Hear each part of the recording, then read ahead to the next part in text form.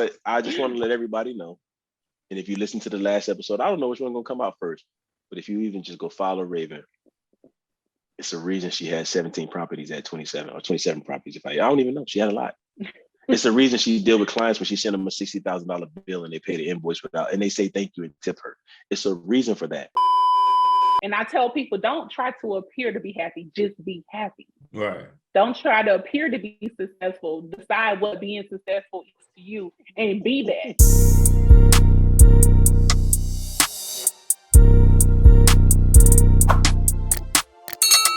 So I personally don't believe that successful people, correct me, Raven, because I don't feel like I'm successful, but I don't feel like people who are fighting for success have anger issues. I think we have passion issues. We're trying to get from point A to point B, and we're trying to get there.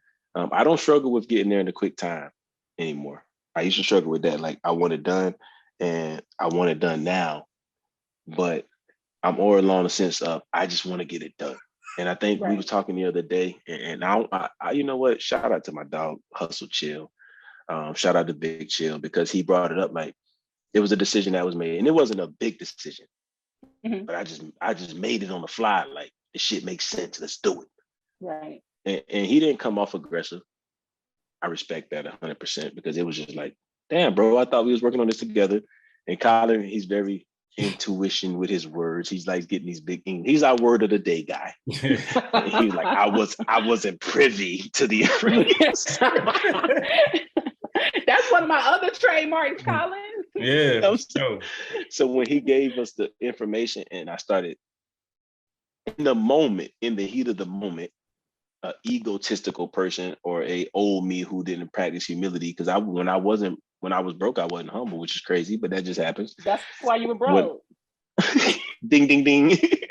and in that moment, my part was, what the fuck wrong with him, bro? It's my shit. I'm not, but I didn't say that. So it's a value in the text, and it's a value in calling. It was a text message, and I didn't read it in an aggressive tone from him. And that's why we was able to like, hey, bro, this is why I did it. This dude has been doing it for this amount of time already. I feel like if we bring him in, we're going to go to the next level, because he's already been doing it and he is not even a part of the team. And that was an easy situation to handle. And it's maturity on both ends, because he knows me well enough that if he comes off like, if he says like, damn, y'all made a decision without me, what's wrong with y'all? Yeah. I'm going to get aggressive. So I definitely believe, but I don't think I suffer from I suffer from a passion issue. I want everybody to want it as bad as me, especially if we partners. If we partners across the spectrum and not really you work for me, or we work, if we're working together in a partnership, my passion level, because I want to obtain these goals, is on a different level, to where I don't have time to hear your excuses. Right. And I struggle with the verbalization part of that, because I'm gonna tell you, man, I don't give a fuck, nigga. Yeah, grandma just died, nigga. We got work to do, nigga. Like, I'm trying to get these meals, you know what I mean? Right. And I gotta understand. Go ahead. No, go ahead. You're the therapist. Oh, I'm in therapy. You're the therapist. You can tell when it's passion and when it's anger, right? So passion is something that, like, the definition of passion means something that you care deeply about, right? So passion is inwardly. So when passion is when you get upset with yourself. Passion is when you're trying to make yourself go harder. It becomes anger when it's expressed outwardly. So you going off on him or clicking on him is what makes it anger and not make it passion. When you're talking junk to yourself, that's passion. But when you're screaming at everybody, because my anger was more so about my passion. Like, I'm trying to get my business to grow. So if you ask me to do something that has nothing to do with my business, and I just told you that I'm trying to work on getting my business to grow, so then now I'm telling you off, that was outwardly expressed, that's anger. So it's a way to be passionate, but still be able to communicate with other people, right? Because let's think about it. I'm single, so it's easy for me to go in labor, right? But if I had a kid, if I had a husband, if I had all these other stuff, all these other responsibilities, I can't be as focused as I normally would be if I'm by myself. So that sometimes come out as anger, because y'all messing with my passion. So I had to learn how to say it without, and then it's also them understanding that this is something Raven is passionate about. Raven's not playing by this, so they have to respect it too. So it's a two-way street. And then when they don't respect it, then you may have to check them angrily. but always with respect. That's crazy how because what's crazy, and it's how I tell you how life works. Everybody say manifestation, the universe. I sometimes I say the universe, sometimes I say faith, sometimes I say God, sometimes I say the world, whatever. Lord knows I believe in the higher power, believe in God. So, but anyway, how crazy how the universe works is that when me and Chris first started, I didn't have kids. So I used to think like, you know what I mean? I used to be angry. And it was more along the lines of he not matching my energy. And then boom, I have a kid 7, 8 months in. And now I'm like, I see what he was going through, bro. Because especially in the military, mom and auntie and them ain't around the corner.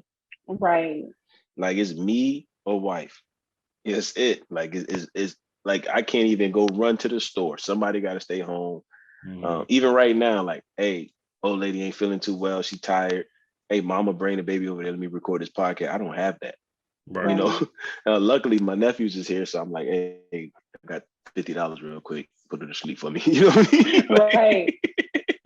But we don't have that. So, and I even called him after, like, yo, and I will say, shout out to Chris. And it didn't come off maybe disrespect. It just came off as a big brother, little brother conversation a lot.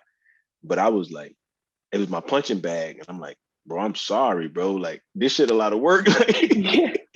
Like, this shit a lot of work, yo. Like, word is bond. This shit is, I see why, like, even now, just now when little mama came on camera, if this was before my child, I would have been like, man, this nigga can't even record, man. What the, you know what I mean? But I understand it. So I think that's the biggest importance. But you stated earlier, and I think I said therapy, but this is therapy too. Colin, join me.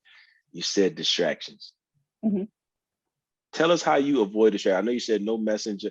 Tell us how you avoid your distractions, because to be where you was at, as we spoke of in the previous episode, we might drop this shit like on a Friday, just a flash episode. I don't even get it. But to be where you at and everything you've done, that means you have kept distractions to a pure minimum, to include these sorry ass niggas. But we ain't gonna get into that.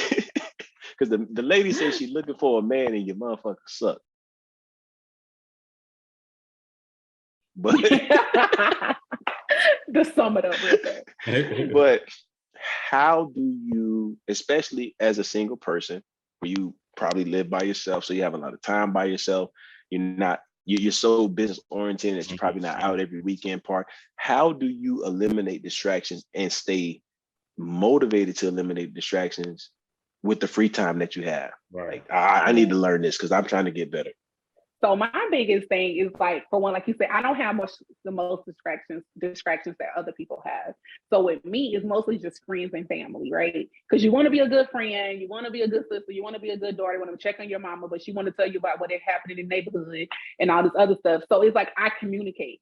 Anybody who talks to me will tell you even probably overly communicate. I tell people what I have going on, and then I have to set my schedule myself. Like, I'm doing this, I'm working on this, I'm working on that. So what I would do is just tell them that. Don't call me during these times, or I'm going to call you when I get done. Like, when I was studying for the CPA, I would have to cut my phone completely off. At that time, they didn't have Do Not Disturb. And even if I saw it vibrate, I'm going to want to answer it. If I happen to pick it up and I can see, like, oh, I got some mixed up, I'm going to want to pick it up. So I would turn my phone off so people knew to email me. Like how Graham says, you have to email Raven. That started from back when I was trying to get all the distractions away. You had to email me. You couldn't text me. You couldn't just call me. So that's pretty much what I do now. I would turn my phone off. I would turn it on Do Not Disturb. I would leave my phone in my house and go to my office. So I wouldn't even see what's going on until I get back home. I don't have a bunch of apps on my phone. That's why I have like a separate iPad for work or whatever. So I just make sure I keep all of the worldly stuff. So like when y'all was talking about the pastor that got robbed, I'm gonna have to go look that up. I didn't even know about it. So it's like I don't keep a lot of that stuff on my phone. But like, I'm a financial person, so I have the Wall Street Journal. So I know what's going on in the market. I don't know what's going on in the world that would cause a distraction. So, and then people just know, like, even when I date, I'm like, I'm gonna call you at 8:00. He knows if he don't answer that phone at 8, Raven will probably go back into another mode. So so it's just like communication, and then just knowing the things that distract me. Like, I know I'm a scroller, delete the app. The internet crazy, yo. Ain't no app. They say, like distractions is like negative, right? So would you say distraction could be anything positive? Because being by myself so much, I do go down tunnels, So having a person to distract me, sometimes I actually look for people to distract me, because you do need those distractions sometimes, because it's easier to where if I'm looking at something all day, if I'm a tax return or whatever, and I can't understand something, and then I go have a drink with my friends, I go talk about something with my friends, to where my brain muscles, that side of my brain I'm not using. And then I come back to it, I'll pick it up like that. And I'm like, dang. And then, the thing I used to say, I'll sleep when I'm dead. Now I'm like, okay, girl, go to sleep. Because it's been times, and it's even been times in my sleep where I'll figure out a problem in my sleep and wake up and be like, that's what it is. Right. So, some distractions are needed. And then sometimes you got to go into tunnel vision. Yeah, you got to lock in and just blur out everything else. So that makes sense, man, because distractions could kill a lot of time, keep you from getting to your goals. That's like the devil's playground. You're distracted, you scrolling, but it ain't doing nothing for you.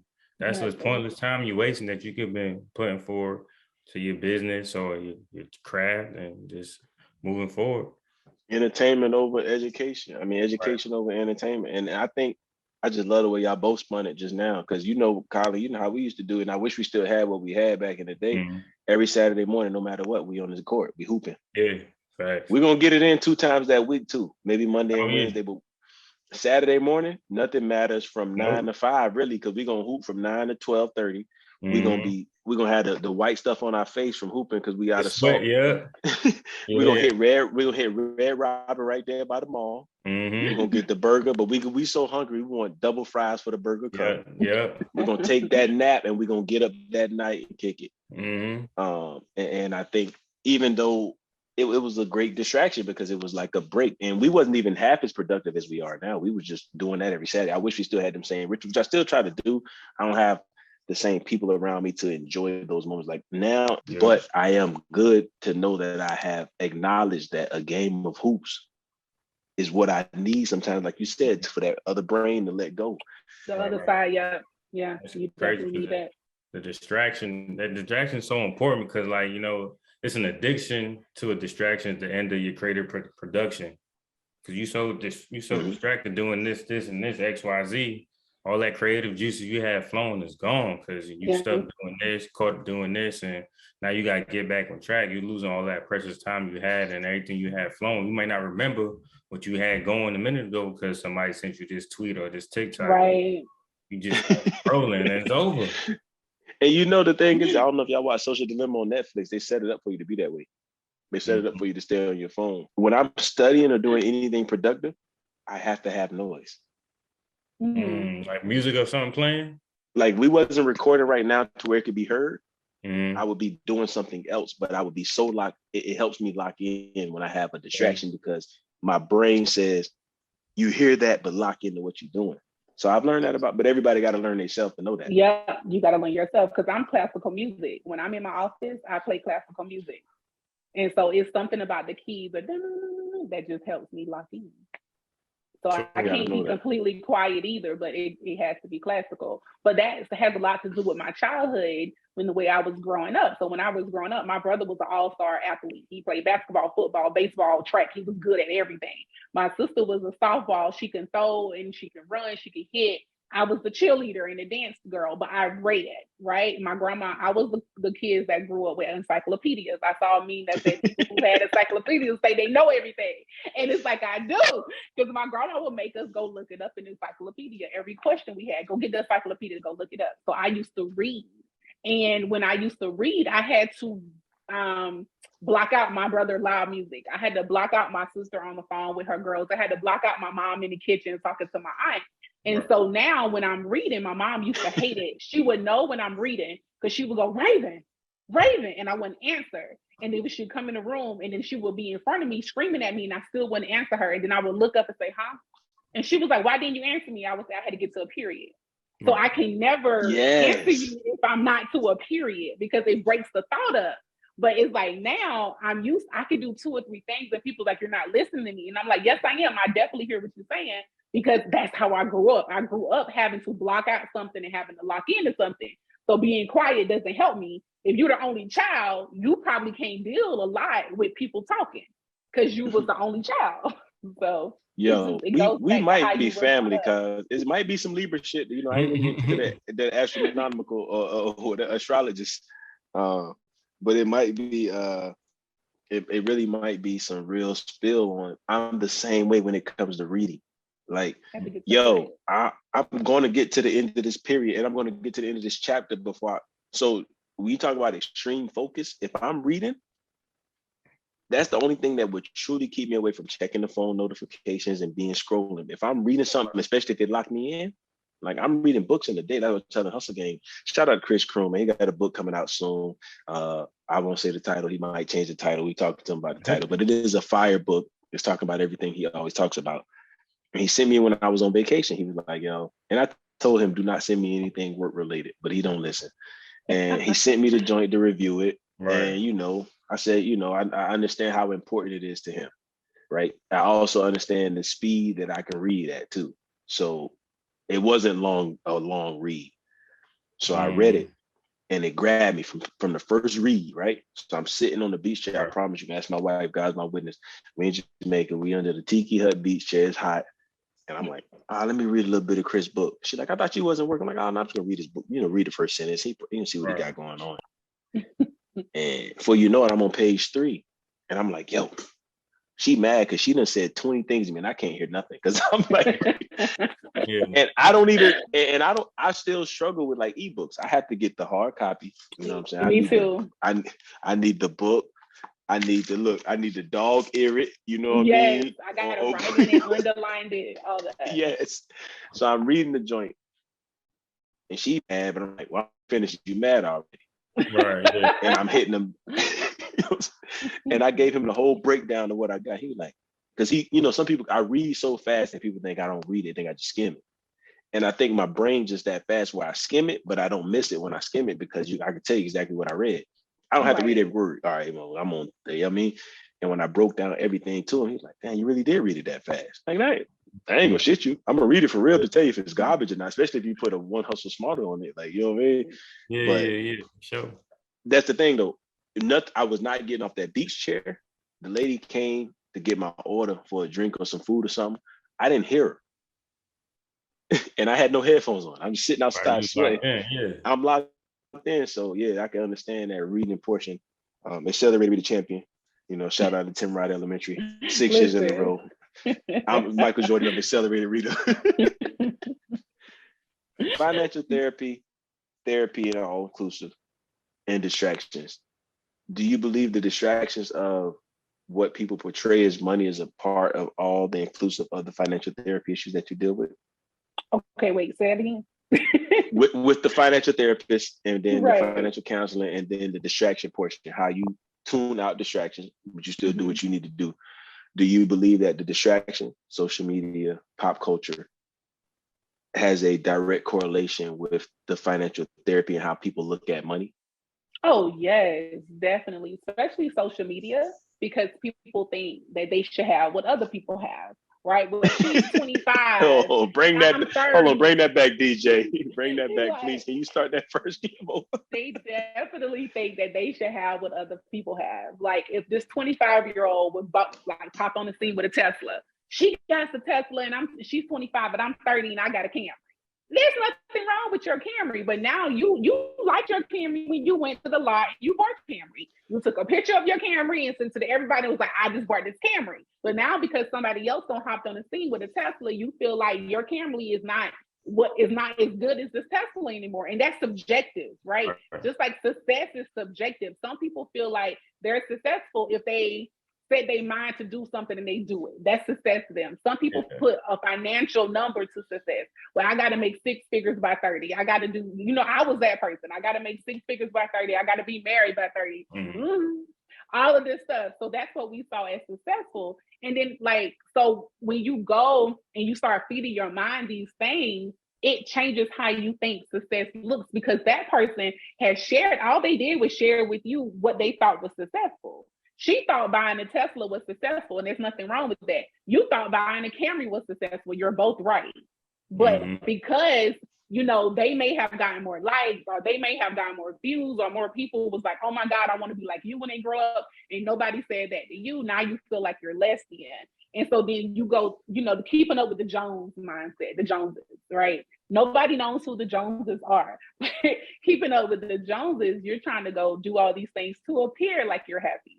And I tell people, don't try to appear to be happy, just be happy. Right. Don't try to appear to be successful. Decide what being successful is to you and be that. And if someone comes in and they have a different definition of what success is to them, that's okay. Like I'm going to be 32 soon. Good gosh. Praise God, I'm 32 though, because everybody ain't made it to 32. So praise God, I'm 32. You know, some people used to tell me, oh, it's time for you to get married now. Where is your kids? You know, so I would be at weddings and they'll be like, when you're next. And I was like, when I'm at a funeral, I'm gonna ask you when you next. Like, because they See, y'all see where this shit come from, man. It's that Florida shit, bro. It's like, because they made it seem like, to me, having a baby and being married was the thing that every woman should do. And you're not a woman if you're not married, or you don't have a kid. Like, I will hear people ask me, oh, you don't have any kids? What's wrong with you? Why does something have to be wrong with me? And I was like, well, I'm waiting for a husband. Right. That's that society shit, right? The society norm. So, of course, I want to have kids. Of course, I want to be married. But while I was out here building my business, that was not my focus. My focus was building my business. There's nothing wrong with that with a person who is 22 and they're a housewife. That was what they wanted to be. And the society makes us, because we're different, try to butt heads and say that something is wrong. She is providing for her family the same way I'm providing for my family. Like, mine may be going out and working, hers may be in the house making sure everything is good. Because what happens is, in those two different scenarios, if you take them out, if they cause chaos, that means it's needed. Right. So if you don't have a wife that's at home making sure the house is okay, making sure your clothes are clean and cooking, making sure the kids are okay, if she wasn't there, then what would happen? Chaos. If my family depends on me to build a business and all of that, if I didn't do that, what would happen? Chaos. So we both are needed. It's different. And there's nothing wrong with being different. Man, God, man, listen. Can you send us an invoice, please? So that's fire. You said success looks different to everybody. Oh my God. And when you said stop trying to look happy and be happy. Just to be happy. Stop what you're doing right now, man. Hit that like button, man. What's a comment? Let us know how we doing.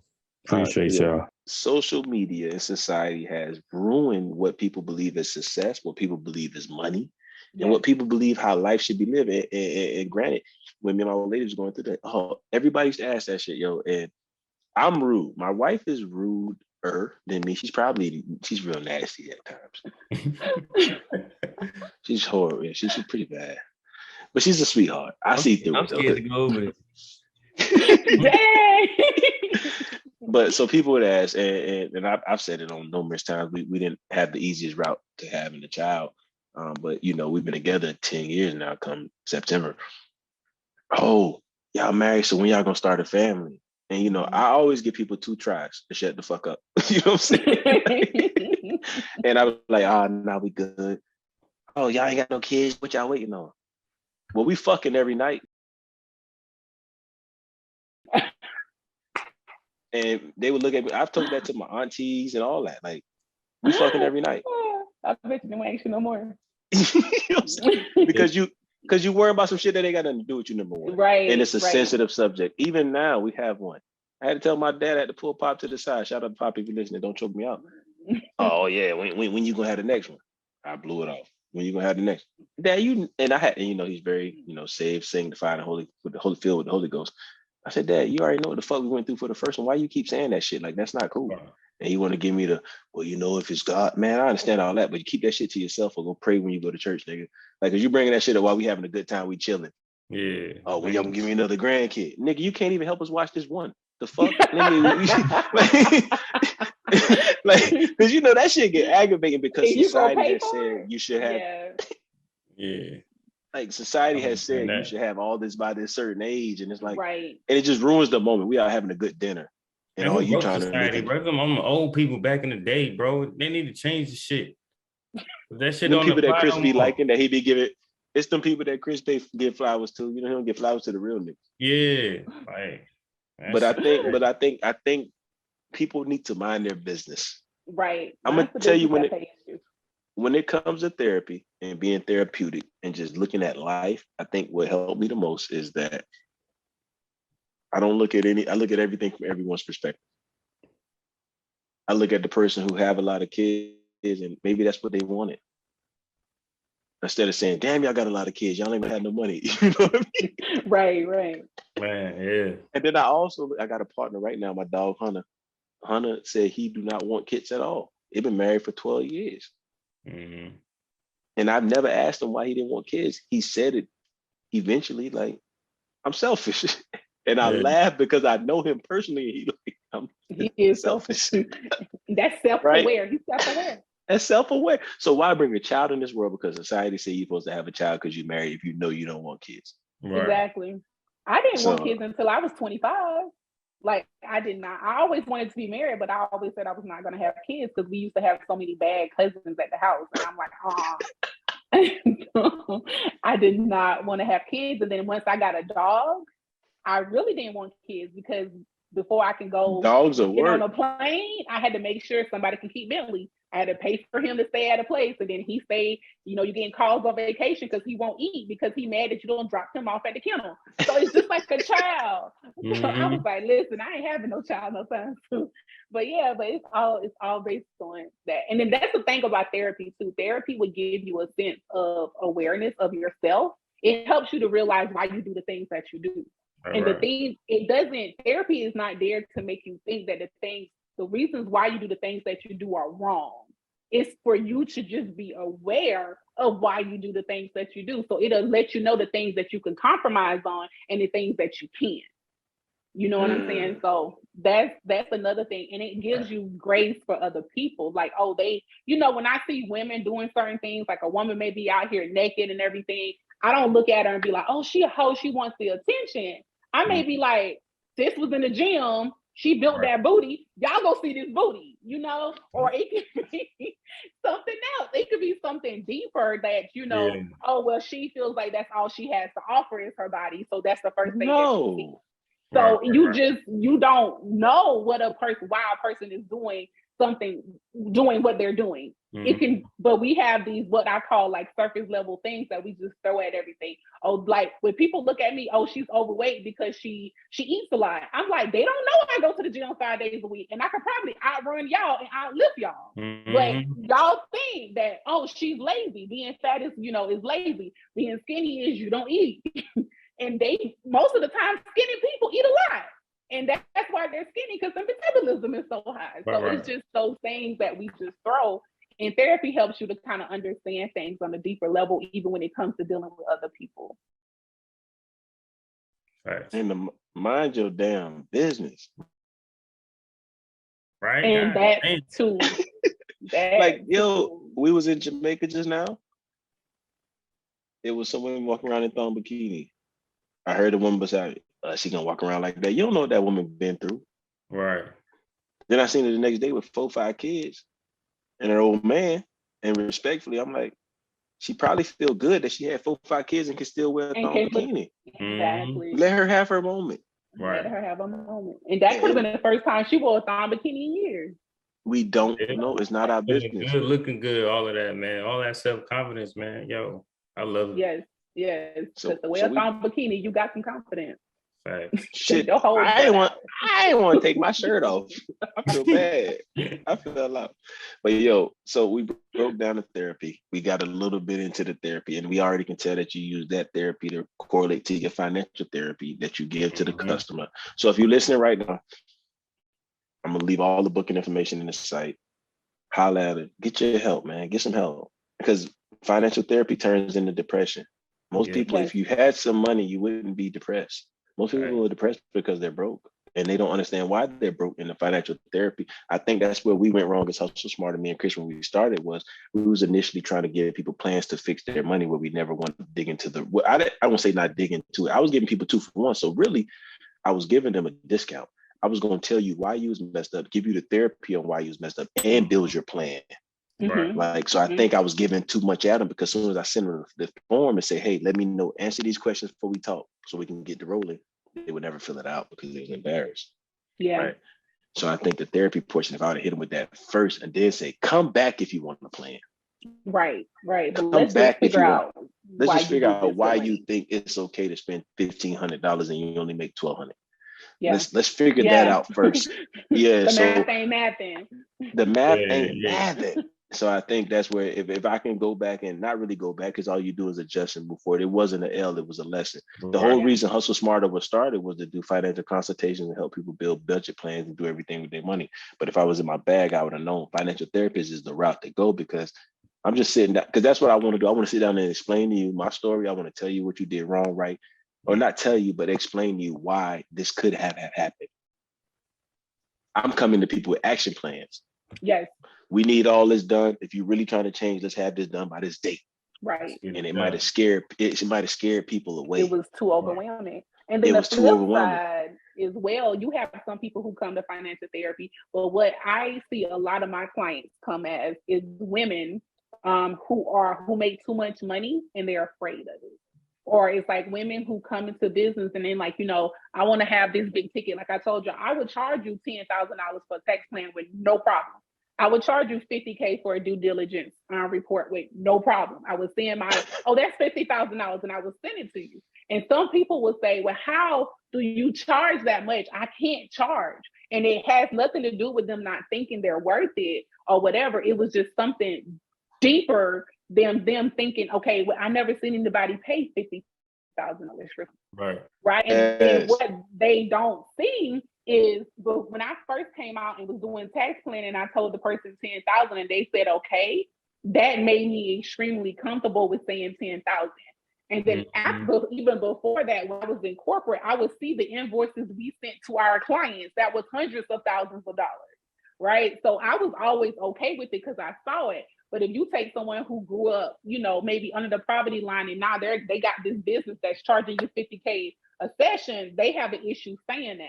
So then now we have to build them up. And it's not even just confidence, but it's also even the way they think, the way they see themselves, right? Because they would say something like, I wouldn't pay $50,000 for it. Why wouldn't you?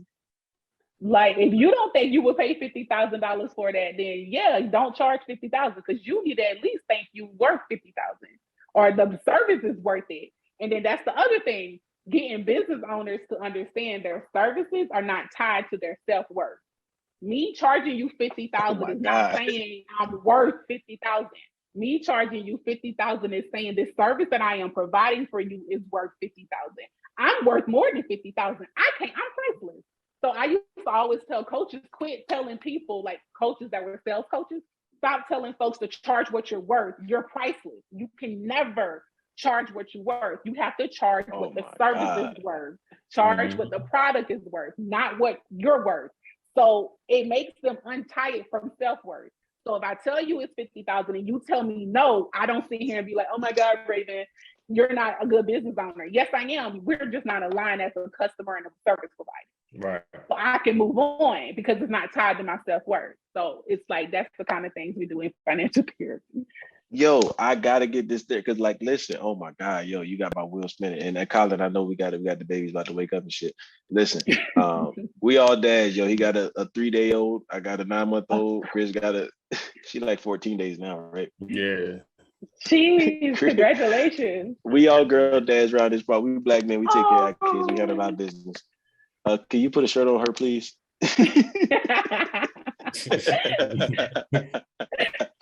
But no, you said something right now. Yo. And so I think I've learned this and I've tried to, and that's why I don't hate that niece woke up and niece is being active at 1 a.m. I don't know what her problem is. I'm going to pay. You send me the invoice, and y'all heard me on the record. I'm going to pay for you to have a session with my partner, Christopher Kroon, because when Big Brother Graham said the same thing, he don't understand it. But I don't have my relationship with money is that money is a tool. Yes. It is a tool. It is not, it doesn't define me. We make the fucking money. Yes. We print the money. So when I say I want to spend money on doing things to make my life easier, I know that more money could come in. I don't care about the dollar bill. Like I told my dog, and it's some crazy shit. And this is my partner, my brother with the truck. And I did swimming lessons. I paid $180, and he was like, $180. Now, money, this motherfucker got money. You know what I mean? And he like, you paid $180. Like, yeah. He was like, you thought that shit was worth it? Yes, nigga. I could save my life. Spend $200 on less. I gamble, and everything I gamble is at least $100 a bet. So for me to spend $200 for 8 weeks of courses to swim, because why? We so attached to money, and like you said, the self-worth. If you attach your money to your worth, you're wrong. If you give me 100 million, or if you give me $1, I'm still me. My value don't change. I'm fucking priceless. And that's how I feel about material shit. Material shit, they make $1 million of them. They only made one Colin. They only made one Jamar. They only made one Chris. They only made one Raven. We the fucking catch. Fuck that material shit. We build the materials. Nigga, like, I mean, come on, man. And it's crazy that we trying to give a value to something that has a value. $1 is $1. A dollar is a fucking dollar. Like we're trying to value what's already valued. You don't have to put a value on it. You're not valued. You can't be valued. Overvalue shit. Yeah. How you gonna tell me that you're gonna work? How you tell me that you're gonna work 40 hours a week and you make $1,200 and it's perfectly fine to go buy $1,200 worth of shoes? Right. One pair. So you tell me that 1 week of your life, 2 weeks of your life of working away from your family and kids is worth a pair of sneakers to post on the internet for other broke motherfuckers to say you're fly. That you go walk on the ground with. That's my problem with designer clothes. It's not the problem with some of it is ugly as fuck and some of it looks good. Especially Versace. Like you said, I hate Versace. When you said Louis, I'm a Louis guy. I love the old Louis monograms, the LVs, and I love the checkerboards. But that shit high. High as hell. I like Gucci though. Gucci my shit, but that shit high. Gucci don't like black people in my Boosie badass voice. Every young nigga dream is to drive a black Rolls Royce. I like red bottoms for my sneakers though. I love the spikes. I don't know why. I don't even like Chuck Taylors, but when you put them spikes on it with them bloody bottoms, I feel like I got money. But I think you've already said it. You do it for a living. People attach the dollar to their self-worth. And most people pride come in is I'm not paying $50,000 to Colin to tell me about my money. Fuck that. Not realizing that, no, we charging you $50,000 because you made 250 million. Right. Exactly.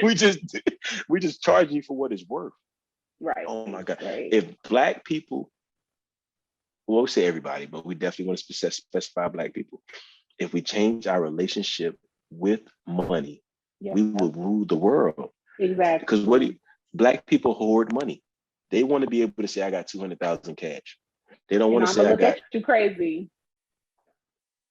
I'm gonna look at you crazy if you got 200,000 cash. How much cash did you have? I keep roughly in my business, I keep 10K liquid. Everything else is invested. 10K. The way I see it, if anything come at me, I can get 10K to get it out. And then I have some other accounts that I can get it in 24 hours. So if it's something really big, I got 24 hours, I can get it. And then I keep credit cards. So my so credit you can cards always got crazy limits. I could buy a car on my credit card. So. Oh my God, I could buy a house. That's what I tell you. And that's what I tell people all the time. And that's what, all right, we had to talk about this another day, not tonight. I'm gonna shoot you an email. I'm gonna shoot you a detailed email with the actual question, with a plan, and what can we do to move forward? Because Part 2. you have not even the podcast. We need to be out in front of the streets. We need to be with a microphone. We need to be at events because we need to explain exactly what she's saying. I explained that to somebody the other day. I said, bro, he didn't want to go. I don't got a lot of liquid cash. I keep about 1,000 on my wallet, keep a couple thousand around me, but I don't keep and that 1,000 is not for nothing. That's fuck up money. Like I don't even count that in nothing. Anything other than my emergency fund to take care of my shit if everything go bad, everything else is either invested or saved, you know what I mean? But most of it is invested or waiting to be invested. It's in the waiting stage because I'm waiting for that opportunity to come. I don't have no money to go jump into a new deal with you and have 20,000 at my disposal. Right. Oh, nigga, I thought niggas had money. Niggas is broke. No, you broke, nigga. Yeah. But my money is working. Money is working. Money is making more money. I can chill for a minute, so my money's working. And we need to learn how to. I think another thing with our community, especially people that I intimately deal with, is they want to grow the money before they make the money. So I got niggas who want to invest everything who ain't got enough in the middle to even have no wiggle room to invest. And then when I say nigga take money to make money, it's a problem. Well, niggas ain't gonna make all this money. I understand that, bro, but you can save up that money and wait your time. Yeah. It took me 13 years to have 2,800 square foot. And I still don't think it's big enough. I sleep this motherfucker every day like I ain't going hard enough. I'm appreciative and I'm content, but it took me 13 years. It took me 13 years. I swear to God, I'm gonna do a post tomorrow. Y'all run it up, y'all share it. I'm gonna do a post tomorrow. This is the first trip out of our 10-year relationship, 7 years married, that we literally paid for everything. No debt, no nothing. It's all good. Great time. It took us 10 years to be able to do that shit. It ain't happened over. We didn't meet yesterday and went out the next summer and had a Jamaica fucking trip. Right. No, nigga. You know what I mean? I think, and I think when I express that to people, like, nigga, this shit didn't happen overnight. Let's look at the time stamps. I got stamps. Right. I got stamps where I drove 6 hours to catch a flight because I couldn't afford the $1,200 flight. I had to go get the $600 flight because it was two of us. I drove 6 fucking hours to catch a flight, nigga. And I parked the shit at my uncle's house because I couldn't afford the airport parking for 5 days. Right. Come on, stop playing with me, bro. I ain't new to this. I'm true to this. But when I post the shit in Jamaica, me on the horse and I'm in the ocean, niggas is like, oh, look at him. Yeah, nigga, look at me, motherfucker. It took me a lot to get here, bro. Everybody listen out there, you can't do big things if you're distracted by small things. Oh my God. And whatever you consume consumes you. Facts. And Raven just made a great point. This is how I know, Colin. This is how I know, Chris. This is how I know, Raven, that I ain't working hard enough. She said she don't even know about that shit that's going on with the pastor. We be out here distracted, boy. Bro, she said she don't even know. This shit has been all over the net. Right. She said she don't even know. And for me to be as hungry as I am or hungry as I say I am, because now I got to question myself. Because I went on the nigga Instagram, like, let me see what's going on. I wasted 2 hours at a minimum to just be nosy. Right. And I don't get a pass because I'm in a better situation than most. I don't get a pass for that shit. I wasted 2 hours. When the last time I gave Hustle Smarter 2 uninterrupted hours? When last time I gave 4 hours yesterday? What you talking about? I understand that. We did, but I'm just saying, like, if I can give an hour consistently every day uninterrupted. Yeah. But you know, when I seen that shit, I was like, what they talking about? Nigga took 400,000 in jewels, right? You know, I'm a jewelry guy. I went straight to this nigga page, and my nigga shit crazy. You know what I'm saying? And then when I seen Rev quoting Hove, I said, yeah, he ain't no Rev. Hell no, he the hood prophet, boy. But I just want to let everybody know. And if you listen to the last episode, I don't know which one gonna come out first. But if you even just go follow Raven, it's a reason she had 17 properties at 27 or 27 properties. I don't even know. She had a lot. It's a reason she deal with clients when she sent them a $60,000 bill and they pay the invoice without, and they say thank you and tip her. It's a reason for that. And the reason for that is that she's not consumed with Bishop Whitehead, because now I'm consumed. This is my last time to talk about any of this fucking Facebook shit. Bishop Whitehead was the latest thing I seen. The other one was a nigga who said his old lady wasn't the finest woman in the world to him. I seen that the other day when I was scrolling. Yeah, he said, yeah, I love you, but you're not the most beautiful or the most intelligent. Oh, wow. Something like that, yeah. And that's the thing. If I know that and I can have a conversation about that, but I can't tell you how I put in 2 hours every day to make sure that Hustle Smart to get to that next level, I'm failing. And now I'm a hypocrite. So, team, y'all hold me accountable. It's over with, man. That shit don't matter, yo.